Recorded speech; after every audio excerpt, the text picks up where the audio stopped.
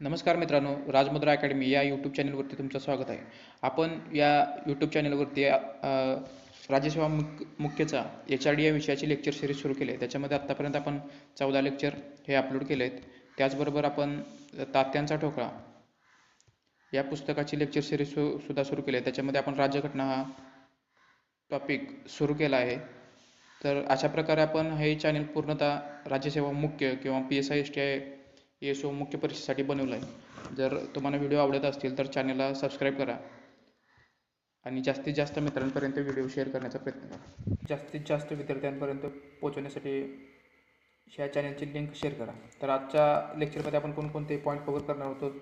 तर यामध्ये आपण आरोग्यासंबंधी कोणकोणते अभियान, कार्यक्रम, योजना राबवण्यात आल्या त्या बघणार आहोत. त्यातील कोणती महत्त्वाची योजना आहे तर राष्ट्रीय ग्रामीण आरोग्य अभियान म्हणजेच नॅशनल रूरल हेल्थ मिशन ज्याची सुरुवात 12 एप्रिल 2005ला झाली होती, याचा आपण अभ्यास करणार आहोत. त्या अभियानाचे कोणते घटक होते त्याचा सुद्धा आपण अभ्यास करणार आहोत. त्याच्यामध्ये कोणते घटक होते तर प्रजनन व बाल आरोग्य कार्यक्रम, दुसरा घटक होता जननी सुरक्षा योजना, तिसरा घटक होता सार्वजनिक लसीकरण कार्यक्रम आणि चौथा घटक होता शालेय आरोग्य कार्यक्रम.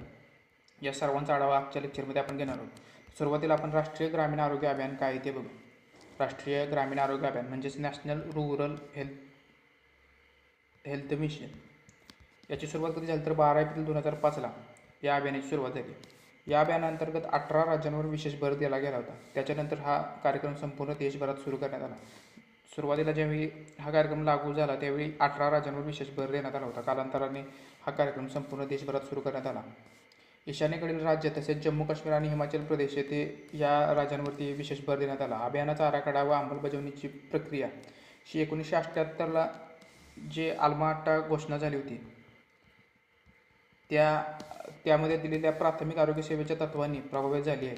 हे 2005चं जे राष्ट्रीय ग्रामीण आरोग्य अभियान आहे याची तत्त्वे किंवा या अभियानाचा आराखडा हा 1978ला जे आल्मा-अटा परिषद झाली होती त्या परिषदेमध्ये प्राथमिक आरोग्य केंद्रावर लक्ष केंद्रित करण्यासाठी सरकारला निर्देशित केले होते. या तत्त्वांचा प्रभाव हा राष्ट्रीय ग्रामीण आरोग्य अभियानावर पडला होता. त्यानुसार या अभियानाचा आराखडा 1978च्या आल्मा-अटा परिषदेला अनुसरून बनवण्यात आला. तर या अंतर्गत कोणकोणती उद्दिष्ट ठेवण्यात आली होती तर अर्भक व माता मृत्यूदर कमी करणे. तर तो कितीपर्यंत कमी करायचा आहे तर अर्भक दराचे मृत्यू प्रमाण हे 1000 प्रति 25 इतकंपर्यंत कमी करण्याचं उद्दिष्ट या राष्ट्रीय ग्रामीण आरोग्य अभियानाअंतर्गत ठेवण्यात आलं आहे. तर माता मृत्यूचे प्रमाण हे 1,00,000 मातांमागे 100 इतकं प्रमाण कमी करण्याचं उद्दिष्ट ठेवण्यात आलं आहे. तर एकूण जननदर हा 2.1 टोटल फर्टिलिटी रेट हा 2.1 इतका साध्य करायचा आहे. तर दुसरं उद्दिष्ट काय या कार्यक्रमांतर्गत उद्दिष्ट ठरवलं गेलं आहे तर साथीच्या व गैरसाथीच्या रोगाचा प्रादुर्भाव रोखणे. त्याचबरोबर तिसरं उद्दिष्ट आहे लोकसंख्या स्थिर करणे. चौथं उद्दिष्ट आहे स्त्री व पुरुष लोकसंख्येविषयक समतोल राखणे. पाचवं उद्दिष्ट आहे स्थानिक आरोग्यविषयक उपचार पद्धती पुनर्जीवित करणे. सहावं उद्दिष्ट आहे आयुष हा कार्यक्रम आहे जो आयुष हा मुख्य प्रवाहात आणण्याचं उद्दिष्ट या अंतर्गत ठेवण्यात आलं आहे. सातवं उद्दिष्ट आहे आरोग्य जीवनमानास प्रोत्साहन देणे. आठवं उद्दिष्ट आहे सार्वजनिक आरोग्य व्यवस्था जी की फर्स्ट रेफरल युनिट म्हणून फक्त 20% जणांकडून वापरली जाते. तिचे प्रमाण 75% करणे हे या अंतर्गत उद्दिष्ट ठेवण्यात आले. म्हणजे यामध्ये काय सांगितले तर सार्वजनिक आरोग्य व्यवस्था आहे ती आत्तापर्यंत फक्त 20% लोक याचा वापर घेतात फर्स्ट रेफरल युनिट म्हणून. तर त्याचं प्रमाण किंवा त्याच्या सुविधा ह्या 75% लोकांपर्यंत पुरवण्याचं उद्दिष्ट या अंतर्गत ठेवण्यात आलं आहे. त्याचबरोबर 4 लाख आशा कार्यकर्त्यांची नेमणूक करण्याची शिफारस या कार्यक्रमांतर्गत किंवा उद्दिष्ट या कार्यक्रमांतर्गत ठेवण्यात आले. तर महत्त्वाचे उद्दिष्ट कोणते आहे तर अर्भक मृत्यूदराचे प्रमाण 25% कमी करणे. माता मृत्यूचे दराचे प्रमाण 100% कमी करणे. टोटल फर्टिलिटी रेट 2.1 साध्य करणे. साथीच्या व गैरसाथीच्या रोगांचा प्रादुर्भाव रोखणे. आयुष कार्यक्रम हा मुख्य प्रवाहात आणणे. तसेच सार्वजनिक आरोग्य व्यवस्थेत जी की फर्स्ट रेफरल युनिट म्हणून फक्त 20% लोकांकडून वापरली जाते तिचे प्रमाण 75% नेणे हे उद्दिष्ट या कार्यक्रमांतर्गत ठेवण्यात आले. त्याचबरोबर 4 लाख आशा कार्यकर्त्यांची नेमणूकसुद्धा करण्याची शिफारस या अभियानांतर्गत करण्यात आली. तर अभियानाचं महत्त्वाचं वैशिष्ट्य काय तर आशा म्हणजे काय तर ॲक्रेडिटेड सोशल हेल्थ ॲक्टिव्हिस्ट म्हणजेच आशा प्रोग्राम हा नॅशनल रूरल हेल्थ मिशन अंतर्गत सुरू करण्यात आला. यानुसार गावातील प्रत्येकी 1000 ते 1500 लोकसंख्येसाठी काम करणारी एक प्रशिक्षित महिला आरोग्य कार्यकर्ती म्हणून नेमली जाते. तिला आशा असं म्हटलं जातं. तिची निवड कोणाकडून केली जाते तर तिची निवड ही गावातूनच केली जाते व ती गावाला जबाबदार असते. तर निवड कोणाची केली जाते किंवा त्यासाठी मर्यादा किंवा अटी काय आहेत, तर यामध्ये त्या आशा कार्यकर्ती आहे जी महिला आहे तिचं वयोगट 25 ते 45 दरम्यान असावा. ती बहुधा लग्न झालेली विधवा किंवा घटस्फोटित असेल तर त्या महिलांना प्राधान्य दिलं जाईल. तिचं शिक्षण कधी असावं, तर कमीत कमी 10वीपर्यंत तिने शिक्षण झालेलं असावं. परंतु ही अट कमी करता येईल. शिक्षणाची अट ही कमी करता येऊ शकते. त्याचबरोबर निवड करताना ग्रामसभा, अंगणवाडी सेविका, तालुका जिल्हा नोडल अधिकारी, स्वयंसंघटित संघटना यांची उपस्थिती ही आशा कार्यकर्तीची निवड करताना असते. आशाला विविध टप्प्यांवर प्रशिक्षण दिले जाते. आशा ही ग्रामीण स्त्रियांना जन्मपूर्व तयारी, सुरक्षित प्रसूती, स्तनपान, लसीकरण, निरोधन यांचे महत्त्व, लैंगिकदृष्ट्या पारशित रोगाचा प्रादुर्भाव याबाबत समुपदेशन करेल. आशाचं कार्य काय, तर ती स्त्रियांना जन्मपूर्व तयारी, सुरक्षित प्रसूती, स्तनपान, लसीकरण, निरोधन यांचे महत्त्व, लैंगिकदृष्ट्या पारशित रोगांचा प्रतिबंध याबाबतीत समुपदेशन करेल. तर हे जो नॅशनल रूरल हेल्थ मिशन होतं, म्हणजेच राष्ट्रीय ग्रामीण आरोग्य अभियान, याचे घटक कार्यक्रम कोणकोणते होते, तर त्यातील पहिला घटक कार्यक्रम आहे प्रजनन व बाल आरोग्य कार्यक्रम, दुसरा घटक कार्यक्रम आहे जननी सुरक्षा योजना, तिसरा घटक कार्यक्रम आहे सार्वजनिक लसीकरण कार्यक्रम, चौथा घटक कार्यक्रम आहे राष्ट्रीय आरोग्य कार्यक्रम, पाचवा घटक कार्यक्रम आहे राष्ट्रीय कीटकजन्य रोग नियंत्रण कार्यक्रम, सहावा कार्यक्रम आहे राष्ट्रीय क्षयरोग नियंत्रण कार्यक्रम, सातवा कार्यक्रम आहे राष्ट्रीय अंधत्व नियंत्रण कार्यक्रम, आठवा कार्यक्रम आहे राष्ट्रीय कुष्ठरोग निर्मूलन कार्यक्रम, नववा कार्यक्रम आहे राष्ट्रीय आयोडीन न्यूनता विकार नियंत्रण कार्यक्रम. या सर्वांचा आढावा आपण लेक्चरमध्ये घेणार आहोत. यातील पहिला कार्यक्रम आहे प्रजनन व बाल आरोग्य कार्यक्रम, म्हणजेच reproductive and child health programme. हा 2 फेजेसमध्ये सुरू करण्यात आला. यातील पहिला फेज हा 1997ला सुरू झाला, तर दुसरा फेज हा 2005ला सुरू करण्यात आला. प्रजनन व बाल आरोग्य कार्यक्रम म्हणजेच RCH कार्यक्रम, याचा पहिला फेज 1997ला सुरू झाला, तर दुसरा फेज हा 2005ला सुरू झाला. याचा मुख्य उद्देश काय होता, तर अर्भक मृत्यू, बालमृत्यू आणि माता मृत्यूदर कमी करणे. सुरुवात कधी झाली, तर 15 ऑक्टोबर 1997ला या कार्यक्रमाची सुरुवात झाली. याचा उद्देश होता अर्भक मृत्यू, बालमृत्यू आणि माता मृत्यूदर कमी करणे. याचे घटक काय होते, तर बाल आरोग्यासाठी पल्स पोलिओ लसीकरण व सार्वत्रिक लसीकरण कार्यक्रम यांचा या कार्यक्रमांतर्गत समावेश करण्यात आला. तर पल्स पोलिओ लसीकरण कार्यक्रम याचा इतिहास काय आहे, तर सरकारने 1978 साली एक्सपांडेड प्रोग्राम्ड ऑन इम्युनायझेशन या अंतर्गत पोलिओ लसीकरण मोहीम सुरू केली. सरकारने कधी पोलिओ लसीकरण मोहीम सुरू केली, तर 1978 साली. कशा अंतर्गत, एक्सपांडेड प्रोग्राम्ड ऑन इम्युनायझेशन या अंतर्गत पोलिओ लसीकरण मोहीम सुरू केली. 1985 साली युनिव्हर्सल इम्युनायझेशन प्रोग्राम राबवण्यात आला आणि त्यानंतर 1995 साली पल्स पोलिओ प्रोग्राम सुरू करण्यात आला. 1978ला काय सुरुवात केली, तर एक्सपांडेड प्रोग्राम ऑन इम्युनायझेशन, 1985ला युनिव्हर्सल इम्युनायझेशन प्रोग्राम, तर 1995ला पल्स पोलिओ प्रोग्राम असा सुरू करण्यात आला. 1996-97ला 0 ते 5 वर्ष वयोगटातील मुलांसाठी लसीकरण कार्यक्रम सुरू झाला. 1999 ते 2000 पासून बूथ आधारित लसीकरणाबरोबरच घरोघरी लसीकरण सुरू केले. घरोघरी लसीकरण कधीपासून सुरू झाले, तर 1999-2000 सालापासून घरोघरी जाऊन लसीकरण करण्याची मोहीम सुरू करण्यात आली. पोलिओचा शेवटचा रुग्ण 13 जानेवारी 2011 रोजी पश्चिम बंगालमधील हावडा या जिल्ह्यात आढळला होता. 27 मार्च 2014 रोजी जागतिक आरोग्य संघटनेने दक्षिण पूर्व आशियाई प्रदेश ह्याच्यात भारत समाविष्ट आहे, या प्रदेशाला पोलिओ मुक्त घोषित केले. 27 मार्च 2014ला दक्षिण पूर्व आशियाई प्रदेशाला जागतिक आरोग्य संघटनेने पोलिओ मुक्त घोषित केले. तर या कार्यक्रमाचा इतिहास कसा आहे, तर 1978ला हा कार्यक्रम एक्सपांडेड प्रोग्राम ऑन इम्युनायझेशन या अंतर्गत सुरू झाला. 1985 साली युनिव्हर्सल इम्युनायझेशन प्रोग्राम राबवण्यात आला. त्यानंतर 1995ला पल्स पोलिओ प्रोग्राम सुरू करण्यात आला. सेपरेटली पल्स पोलिओ प्रोग्राम कधी सुरू झाला, तर 1995ला. आणि पोलिओ लसीकरणाची मोहीम कधी सुरू झाली होती, तर 1978ला. कशा अंतर्गत, एक्सपांडेड प्रोग्राम ऑन इम्युनायझेशन या अंतर्गत पोलिओ लसीकरण मोहीम सुरू झाली होती. 1999-2000 सालापासून बूथ आधारित म्हणजे घरोघरी जाऊन लसीकरण करण्याची मोहीम सुरू झाली. तर भारत सरकारने 30 नोव्हेंबर 2015 पासून ओरल पोलिओ कार्यक्रमासोबत इंजेक्शनद्वारे लसीकरण म्हणजे इंजेक्टेबल इनॲक्टिवेटेड पोलिओ वॅक्सिन कार्यक्रम सुरू करण्याचा निर्णय घेतला. सुरुवातीला आपण फक्त ओरल पोलिओ कार्यक्रम सुरू केला होता. तो 30 नोव्हेंबर 2015 पासून ओरलसोबतच इंजेक्टेबल पोलिओ वॅक्सिन कार्यक्रम सुरू करण्यात आला. त्याच्या पहिल्या टप्प्यात कोणकोणत्या जिल्ह्यांवर किंवा 6 राज्यांमध्ये इंजेक्शन उपलब्ध करून देणार होते तर पहिलं आसाम, बिहार, उत्तर प्रदेश, मध्य प्रदेश आणि पंजाब या राज्यांमध्ये इंजेक्टेबल इनॲक्टिवेटेड पोलिओ व्हॅक्सिन कार्यक्रम सुरू करण्यात येणार होता. या महत्त्वाकांक्षी कार्यक्रमाचा मुख्य उद्देश काय होता तर बालकांची रोगप्रतिकारक क्षमता वाढवणे तसेच पोलिओ विरोधात दुहेरी संरक्षण प्राप्त करणे हा या पोलिओ कार्यक्रमाचा उद्देश होता. हे इंजेक्शन 1 वर्षाच्या खालील बालकांना दिले जाईल. जे इंजेक्टेबल पोलिओ व्हॅक्सिन आहे ते 1 वर्षाखालील बालकांना दिले जाते. या कार्यक्रमाबरोबरच अगोदरपासून सुरू असलेल्या तोंडाद्वारे लसी कार्यक्रमाचं सुरूच राहणार आहे.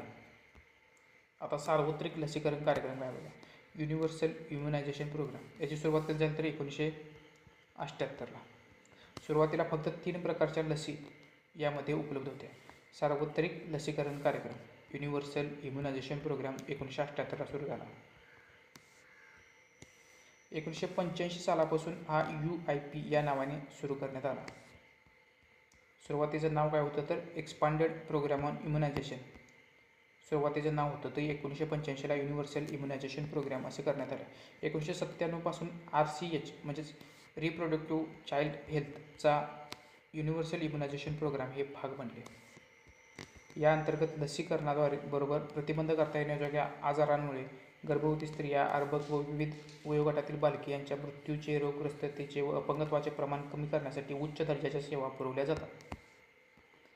आता राष्ट्रीय ग्रामीण आरोग्य योजनेचा उपघटक योजना कोणकोणत्या आहेत त्यातील महत्त्वाच्या योजना बघूया. त्यातील पहिली योजना आहे जननी सुरक्षा योजना. जननी सुरक्षा योजना याची सुरुवात कधी झाली तर 12 एप्रिल 2005ला. 12 एप्रिल काय तर कस्तुरबा गांधी यांचा जन्मदिवस आहे. त्या जन्मदिनी 12 एप्रिल 2005ला जननी सुरक्षा योजना सुरू करण्यात आली. राष्ट्रीय मातृत्व अनुदान योजना जी होती त्याची सुधारित आवृत्ती म्हणून जननी सुरक्षा योजना सुरू करण्यात आली. नॅशनल मॅटर्निटी बेनिफिट स्कीम म्हणजेच राष्ट्रीय मातृत्व अनुदान योजना ही जी योजना 1995 साली सुरू करण्यात आली होती आणि राष्ट्रीय सामाजिक सहयोग योजना नॅशनल सोशल असिस्टन्स कार्यक्रमाचा भाग होती. जननी सुरक्षा योजना ही कशाची सुधारित आवृत्ती आहे तर राष्ट्रीय मातृत्व अनुदान योजना नॅशनल मॅटर्निटी बेनिफिट स्कीम ही कधी सुरू करण्यात आली होती तर 1995ला. ही नॅशनल मॅटर्निटी बेनिफिट स्कीम आहे ती कोणत्या योजनेचा भाग होती तर राष्ट्रीय सामाजिक सहयोग योजना म्हणजेच नॅशनल सोशल असिस्टन्स प्रोग्रामचे भाग होती. ही नॅशनल सोशल असिस्टन्स प्रोग्राम कधी सुरू झाली होती तर ती सुद्धा 1995ला सुरू झाली होती. त्याचा भाग ही नॅशनल मॅटर्निटी बेनिफिट स्कीम म्हणजेच राष्ट्रीय मातृत्व अनुदान योजना होती. तर ही योजना या योजनेमध्ये सुधारणा करून 2005 साली जननी सुरक्षा योजना नावाने योजना सुरू करण्यात आली. जननी सुरक्षा योजनेअंतर्गत राज्यांना 2 वर्गवारीत विभागले गेले. त्याच्यामध्ये लो परफॉर्मिंग स्टेट्स आणि हाय परफॉर्मिंग स्टेट्स अशी यांची वर्गवारी केली. तर लो परफॉर्मिंग स्टेट म्हणजे काय तर ज्या राज्यांमध्ये संस्थात्मक प्रसूतीचे प्रमाण 25% किंवा त्यापेक्षा कमी असेल त्या राज्यांना लो परफॉर्मिंग स्टेट्स म्हटले जाते. तर ज्या राज्यात संस्थात्मक प्रसूतीचे प्रमाण 25%पेक्षा जास्त असेल त्या राज्यांना हाय परफॉर्मिंग स्टेट असे म्हटले जाते. या अंतर्गत ग्रामीण व शहरी भागात संस्थात्मक प्रसूतीला प्रोत्साहन देऊन त्याद्वारे माता मृत्यू प्रमाण, अर्भक मृत्यू प्रमाण कमी करण्याचे उद्दिष्ट या जननी सुरक्षा कार्यक्रमाअंतर्गत ठेवण्यात आलेलं आहे. याची सुरुवात 12 एप्रिल 2005ला करण्यात आली. याच्यानंतर आहे जननी शिशु कार्यक्रम. जननी शिशु कार्यक्रम याची सुरुवात कधी झाली तर 2011 अंतर्गत 2011ला जननी शिशु सुरक्षा कार्यक्रमाची सुरुवात झाली. हा आरोग्य आणि कुटुंब कल्याण मंत्रालयाअंतर्गत कार्यक्रम सुरू करण्यात आला. या कार्यक्रमांतर्गत काय सांगितले तर ग्रामीण व शहरी भागातील गर्भवती महिलांना आणि आजारी नवजात बालकांना 30 दिवसापर्यंत त्यांच्या पूर्णपणे मोफत सेवा फ्री अँड कॅशलेस सर्व्हिसेस उपलब्ध करून दिल्या जातात. जननी शिशु सुरक्षा कार्यक्रमांतर्गत ग्रामीण व शहरी भागातील गर्भवती महिला आणि आजारी नवजात बालकांना 30 दिवसांपर्यंत पूर्णपणे मोफत सेवा उपलब्ध करून दिल्या जातात. या सेवांमध्ये कोणकोणत्या सेवा येतात तर 7 प्रकारच्या सेवा येतात. त्या कोणकोणत्या तर महत्त्वाच्या मोफत प्रसूती, मोफत C-सेक्शन, 30 दिवसापर्यंतच्या नवजात बालकांना मोफत उपचार, वापर शुल्कापासून सूट, मोफत औषधे, मोफत निदान, आरोग्य केंद्रातील वास्तव्यादरम्यान मोफत भोजन आणि रक्ताचा मोफत पुरवठा ही सुद्धा सुविधा जननी शिशु सुरक्षा कार्यक्रमांतर्गत पुरवली जाते. त्याचबरोबर घरापासून आरोग्य केंद्रापर्यंत मोफत वाहतूकसुद्धा या कार्यक्रमांतर्गत अंतर्भूत आहे. 7 free services for safe delivery in government hospital. Government हॉस्पिटलमध्ये जर डिलिव्हरी झाली तर या 7 सुविधा पुरवल्या जातात. त्यामध्ये पहिली कोणती आहे तर वाहन सेवा, दुसरी प्रसूती, तिसरी सर्जरी, चौथी तपासण्या व औषधी, 5वी रक्त, 6वं अन्न आणि 7वं बाल आरोग्य. म्हणजे यामध्ये रक्त पुरवठासुद्धा या योजनेअंतर्गत केला जातो मोफत. माता व बाल ट्रॅकिंग सिस्टीम या अंतर्गत सुरू करण्यात आली असून गर्भवती महिलांच्या प्रसूतीपूर्व व प्रसूती पश्चात तपासणीसाठी त्यांचा फोन नंबर, त्यांचा पूर्ण डेटाबेस या जननी शिशु सुरक्षा कार्यक्रम जो 2011ला सुरू करण्यात आला होता त्यांच्या अंतर्गत ठेवला जातो. पुढची योजना इंदिरा गांधी मातृत्व सहयोग योजना. इंदिरा गांधी मातृत्व सहयोग योजना याची सुरुवात कधी झाली तर ऑक्टोबर 2010ला इंदिरा गांधी मातृत्व सहयोग योजना सुरू झाली. या योजनेअंतर्गत काही अटी पूर्ण केल्यानंतर गर्भवती व स्तनदा मातांना मजुरीच्या हानीसाठी 19 वर्षापेक्षा अधिक वयाच्या महिलांना पहिल्या 2 जिवंत जन्मांसाठी 4,000 रुपयांचे आर्थिक सहाय्य या योजनेअंतर्गत देण्यात येतं. इंदिरा गांधी मातृत्व सहयोग योजना जी मजुरीची हानी जे होते प्रसूती दरम्यान ती कमी करण्यासाठी काही अटी पूर्ण केल्यानंतर पहिल्या 2 जिवंत जन्मांसाठी 4,000 रुपयांचे अर्थसहाय्य इंदिरा गांधी मातृत्व सहयोग योजनेअंतर्गत देण्यात येतं. या कार्यक्रमाची सुरुवात 2 ऑक्टोबर 2010ला करण्यात आली. यातून सरकारी महिला कर्मचाऱ्यांना या योजनेतून वगळण्यात आले कारण त्यांना सरकारच्या विशेष सुविधा किंवा विशेष आर्थिक लाभ हा सरकारकडून विशेषतः भेटतो. त्यामुळे त्यांचा या इंदिरा गांधी मातृत्व सहयोग योजनेमध्ये समावेश नाही. रोख रक्कम ही 3 टप्प्यात पुरवली जाते. पहिल्या 1500चा हप्ता हा गर्भावस्थेच्या दुसऱ्या तिमाहीच्या अंती, दुसरा 1500चा हप्ता प्रसूतीनंतर 3 महिन्यांनी आणि शेवटचा 1000चा हप्ता प्रसूतीनंतर 6 महिन्यांनी वर्ग केला जातो. तर इंदिरा गांधी मातृत्व सहयोग योजना कशासाठी तर मजुरीची हानी प्रसूती दरम्यान मजुरीची हानी भरून काढण्यासाठी ही योजना सुरू करण्यात आली. पुढची योजना आहे प्रधानमंत्री मातृत्व वंदना योजना. याची सुरुवात कधी झाली तर 1 जानेवारी 2017ला प्रधानमंत्री मातृत्व वंदना योजना सुरू करण्यात आली. याचा उद्देश काय आहे तर दैनंदिन मजुरीवर कार्य करण्यासाठी जाणाऱ्या महिलांना काही प्रमाणात वित्तीय सहाय्य देणे जेणेकरून त्या काही काळासाठी आराम करू शकतील. दैनंदिन मजुरीवर काम करण्यासाठी जाणाऱ्या महिलांना वित्तीय सहाय्य देणे जेणेकरून त्या काही काळासाठी आराम करू शकतील हा प्रधानमंत्री मातृत्व वंदना योजनेचा उद्देश आहे. त्याचबरोबर स्तनदा माता, गर्भवती स्त्रिया यांच्या आरोग्यात सुधारणा घडवणे तसेच अर्थसहाय्याद्वारे त्यांचे कमी पोषण प्रमाण घटवणे हा उद्देश या अंतर्गत ठेवण्यात आला आहे. ही योजना अगोदर इंदिरा गांधी मातृत्व सहयोग योजना या नावाने सुरू होती. इंदिरा गांधी मातृत्व सहयोग योजना कधी सुरू झाली होती तर 2010ला ती मजुरीची हानी कमी करण्यासाठी योजना सुरू झाली होती. त्याच्यामध्ये बदल करून ही योजना 1 जानेवारी 2017 अंतर्गत प्रधानमंत्री मातृत्व वंदना योजना या नावाने सुरू करण्यात आली. या योजनेअंतर्गत 5,000 रुपयाचे अर्थसहाय्य देण्यात येणार आहे. त्यापैकी 5,000 रुपये त्या महिलेने माता आणि बाल आरोग्याशी संबंधित काही अटी पूर्ण केल्यास तिच्या बँक खात्यावर वर्ग केले जातील. उरलेले 1,000 रुपये हे तिचे संस्थात्मक प्रसूतीनंतर जननी सुरक्षा योजनेअंतर्गत देण्यात येते. या कार्यक्रमाची अंमलबजावणी ICDS योजनेअंतर्गत अंगणवाडी केंद्राद्वारे करण्यात येईल. पुढची योजना आहे प्रधानमंत्री सुरक्षित मातृत्व अभियान. प्रधानमंत्री सुरक्षित मातृत्व अभियान याची सुरुवात कधी झाली तर 4 नोव्हेंबर 2016ला या कार्यक्रमाची सुरुवात झाली. हा कार्यक्रम कशासाठी तर free antenatal checkups for pregnant woman with participation of private doctors all government health facilities on 9th of every month. म्हणजे प्रत्येक महिन्याच्या 9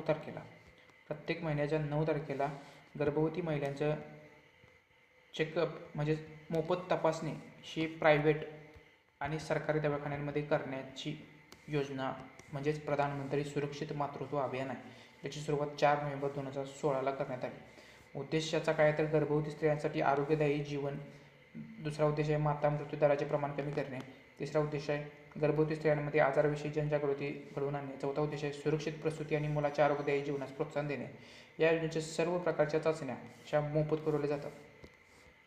तर प्रधानमंत्री सुरक्षित मातृत्व अभियान काय तर प्रत्येक महिन्याच्या 9 तारखेला प्रायव्हेट आणि गव्हर्नमेंट हॉस्पिटल्समध्ये गर्भवती महिलांची मोफत तपासणी पुरवण्याची योजना ही प्रधानमंत्री सुरक्षित मातृत्व योजना आहे. पुढचा कार्यक्रम आहे राष्ट्रीय बाल स्वास्थ्य कार्यक्रम. राष्ट्रीय बाल स्वास्थ्य कार्यक्रम याची सुरुवात झाली तर 2013ला. हा राष्ट्रीय ग्रामीण आरोग्य अभियानांतर्गत सुरू करण्यात आला. नॅशनल रूरल हेल्थ मिशन अंतर्गत राष्ट्रीय बाल स्वास्थ्य कार्यक्रम हा 2013ला सुरू करण्यात आला. यासाठी लाभार्थी वयोगट किती आहे तर 0 ते 18 वर्षे वयोगटातील बालक या कार्यक्रमाचा लाभ घेऊ शकते. ह्या कशासाठी सुरू करण्यात आला तर early detection and management of 4Ds. म्हणजे 4Ds म्हणजे अर्ली डिटेक्ट काय काय करायचं आहे तर त्यामध्ये पहिला defects at birth, diseases in children, deficiency conditions, development delays including disabilities. या 4Dचं डिटेक्शन आणि मॅनेजमेंट करण्यासाठी राष्ट्रीय बाल स्वास्थ्य कार्यक्रम हा 2013ला राष्ट्रीय ग्रामीण आरोग्य अभियानांतर्गत सुरू करण्यात आला. राष्ट्रीय किशोर कार्यक्रम काय तर राष्ट्रीय किशोर स्वास्थ्य कार्यक्रम हा जानेवारी 2014ला सुरू करण्यात आला. याचा लाभार्थी वयोगट किती आहे तर 10 ते 19 वर्ष वयोगटातील नागरिक किंवा व्यक्ती हे राष्ट्रीय किशोर स्वास्थ्य कार्यक्रमाचे लाभार्थी असतील. याचा उद्देश काय तर मुलांचे पोषण, शिक्षण, समुपदेशन, मार्गदर्शन देऊन त्यांना एक व्यक्ती म्हणून विकास घडवून आणणे हा राष्ट्रीय किशोर स्वास्थ्य कार्यक्रमाचा उद्देश आहे. याची अंमलबजावणी कोण करतं तर आरोग्य आणि कुटुंब कल्याण मंत्रालय. यामध्ये समाविष्ट गट कोणता आहे तर शहरी किंवा ग्रामीण भागातील मुले किंवा मुली यांचा या कार्यक्रमामध्ये समावेश आहे.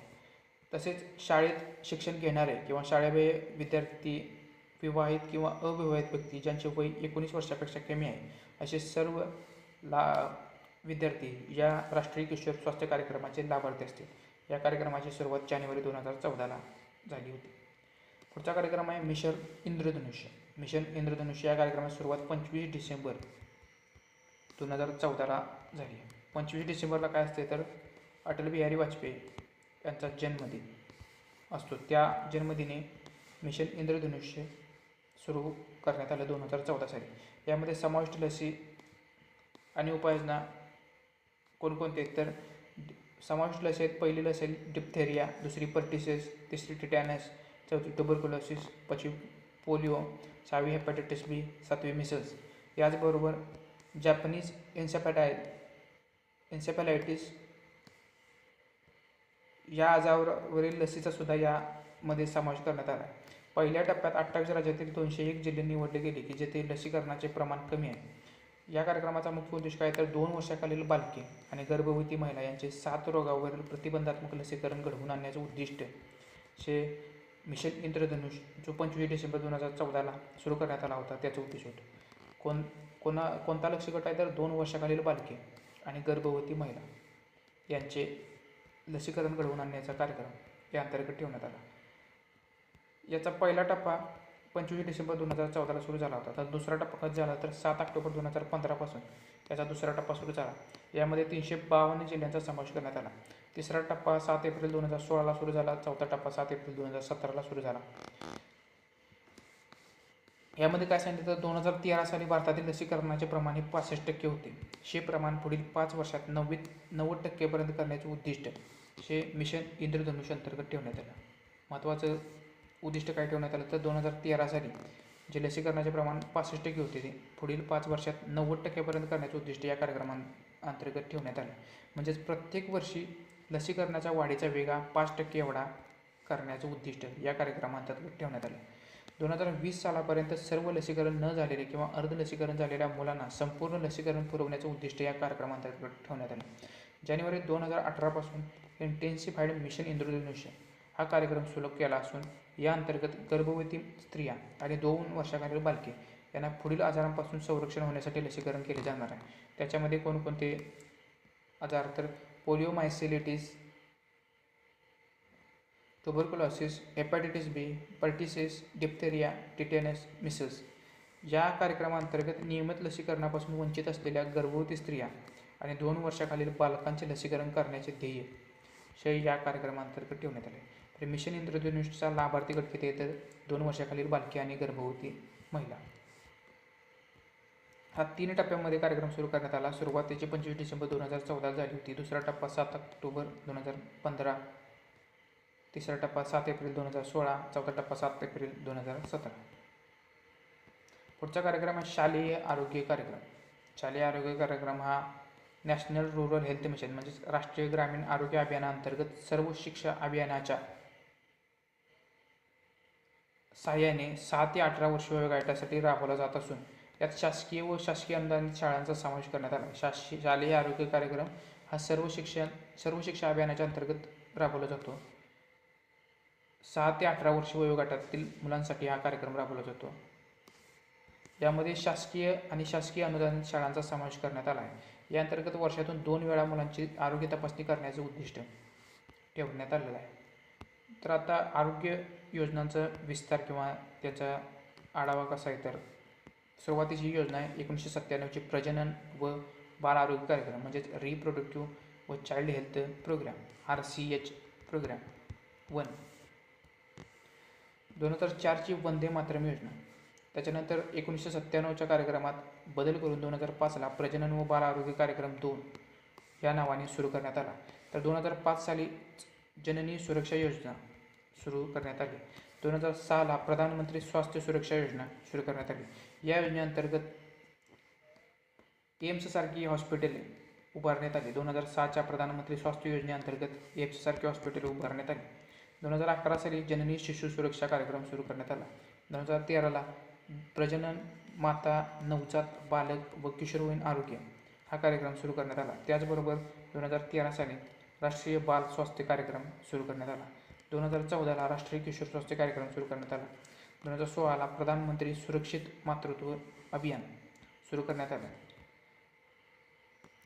2004च्या वंदे मातरम योजनेचा विस्तार करून 2016ला प्रधानमंत्री सुरक्षित मातृत्व अभियान सुरू करण्यात आलं.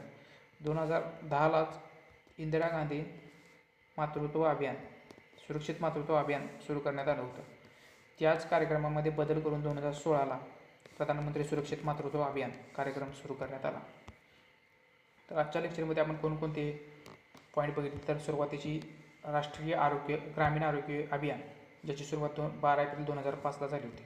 त्याच्यानंतर आपण reproductive and child health programme म्हणजेच प्रजनन व बाल आरोग्य कार्यक्रम चा जो 2 टप्प्यात झाला होता, म्हणजेच 1997ला आणि त्याच्यामध्ये सुधारणा होऊन 2005ला हा कार्यक्रम सुरू झाला होता.